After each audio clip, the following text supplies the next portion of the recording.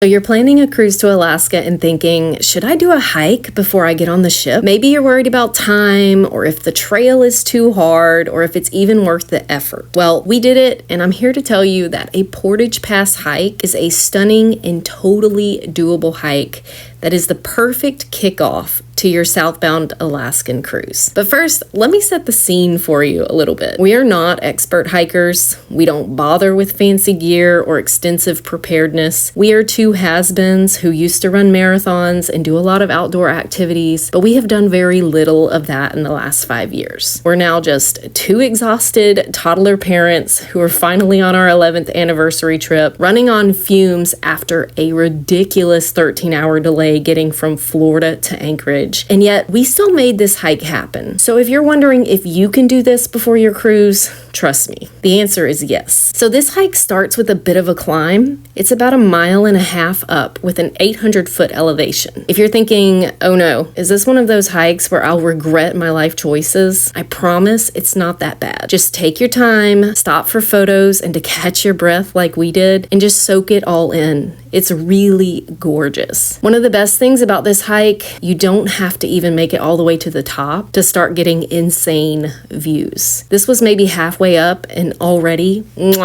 just totally worth it. We're from Florida. It's hot and buggy and flat there in the summer. Well, it's flat there year round, but it's flat in it's definitely hot in the summer.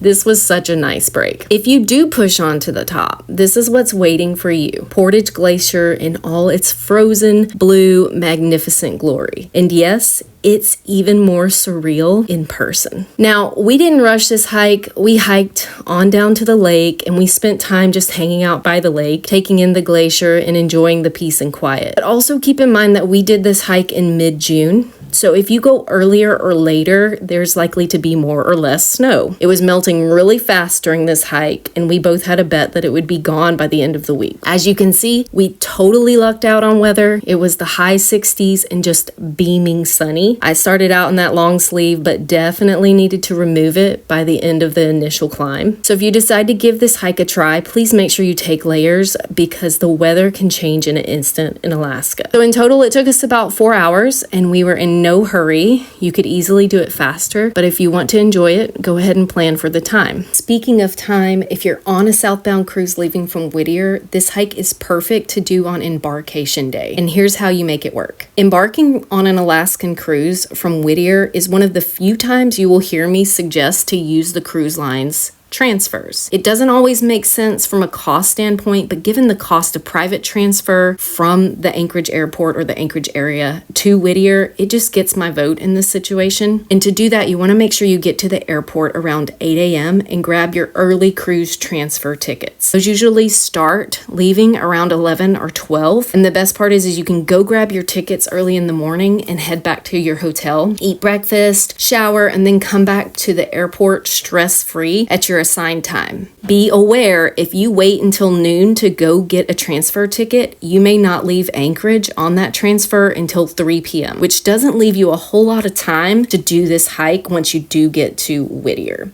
But if you catch that early transfer, you'll be in Whittier by 1 p.m., which gives you plenty of time to check in for your cruise, eat lunch, and then still be able to hike at a comfortable pace before all aboard, which is usually around 7:30. Now, if you're on a northbound cruise that ends in Whittier, the hike is trickier, and I just don't recommend it because what are you going to do with your luggage? There aren't many options for storage, and dragging a suitcase up Portage Pass isn't exactly a vibe. So if this hike is on your list and you haven't booked your cruise yet, go ahead and book a southbound itinerary that leaves from Whittier. Unless, of course, you know some locals who can store your luggage in their car for a couple hours and then drop you off at your final destination after the hike. In that case, go for it. Is Portage Pass worth it? Absolutely. It's the perfect way to start your Alaska adventure. The views are unreal, and yes, you can totally do it even if you're running on minimal sleep and toddler parent exhaustion. Just plan ahead, take your time, and enjoy every second of it. If this helped you feel more prepared for your cruise, be sure to subscribe for more tips on how to get the most out of your Alaskan cruise.